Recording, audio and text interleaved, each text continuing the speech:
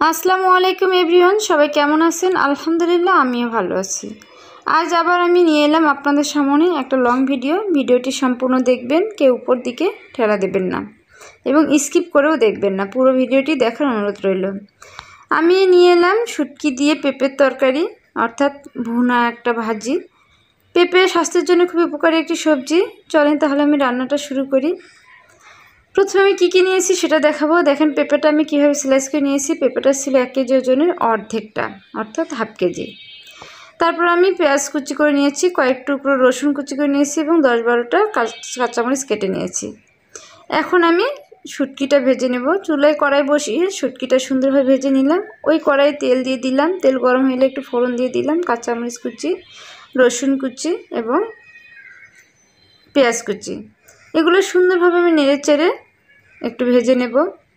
তারপর আমি দিয়ে দেব শুটকিটা, ভেজে রাখা শুটকিটা দিয়ে দিলাম। লবণ, হলুদ এবং ধনে গুঁড়া সকল উপকরণ দিয়ে সুন্দরভাবে নেড়ে চেড়ে একটু হালকা ভেজে নেব।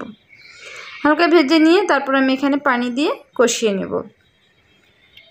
দেখেন আমার একটু নাড়াচাড়া করে ভাজা হয়ে গেল। এখন আমি পানি দিয়ে কষিয়ে নেব। এই যে এখন হালকা পানি শুকিয়ে কমে আসলে আমি ওখানে পেঁপেটা দিয়ে দেব, যে আগে থেকে কেটে রেখেছিলাম এবং ধুয়েও রেখেছিলাম। পেঁপের গায়ে একটা ফোঁটা পানি নেই, পেঁপেটা একদম শুকনো শুকনো হয়ে আছে। সুন্দর কষানোটা অনেক সুন্দর হবে। তারপরেও দেখবেন অনেকটা পানি উঠে আসবে। পানিটা একদম শুকানো অবধি আমি নেড়ে চেড়ে কষিয়ে নেব। দেখেন আমি সুন্দরভাবে নেড়ে চেড়ে কষিয়ে নিচ্ছি। এইভাবে আমি পানিটা শুকানো অবধি কষিয়ে নেব। একটা ফোঁটা পানি থাকবে না, তখন আমি আবার পানি দিয়ে দেব পেঁপেটা সিদ্ধ হওয়ার জন্য। যেহেতু আমি একটা ভুনা ভাজি রান্না করব, তাই পানি একদমই আমি কম দেব। দেখেন আমি নেড়ে চেড়ে সুন্দরভাবে কষিয়ে নিচ্ছি।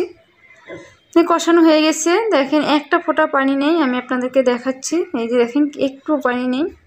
এখন আমি হালকা পানি দিয়ে দিলাম পেঁপেটা সিদ্ধ হওয়ার জন্য, কারণ আমি একটু পানি রাখবো না, একদম ভুনা একটা সবজি হবে। পেঁপে একদম স্বাস্থ্যের জন্য খুব উপকারী। পেঁপে খেলে আপনার সব কিছুই ঠিক থাকবে, কোনো কিছুর অভাব হবে না। আর পেঁপেটা এমন একটা জিনিস, কাঁচাও খাওয়া যায়, পাকা খাওয়া যায় এবং তরকারি, ভাজি, ভর্তা সব খাওয়া যায়। অনেক একটা উপকারী সবজি।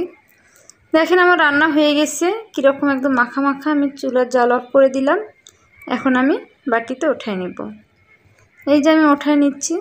তরকারিটা এতটা টেস্টি হয়েছিল। আপনারা একবার ট্রাই করে দেখতে পারেন, বাসায় ট্রাই করে দেখবেন। অনেক টেস্টি একটা খাবার এবং স্বাস্থ্যের জন্য অনেক উপকারী। আমার ছোট বাচ্চা, তাই আমি মাঝে মধ্যে পেঁপে এরকম করে রান্না করি বাচ্চাকে খাওয়ানোর জন্য সবজি হিসাবে। যাই হোক, কেমন হয়েছে জানাবেন। আল্লাহ হাফেজ।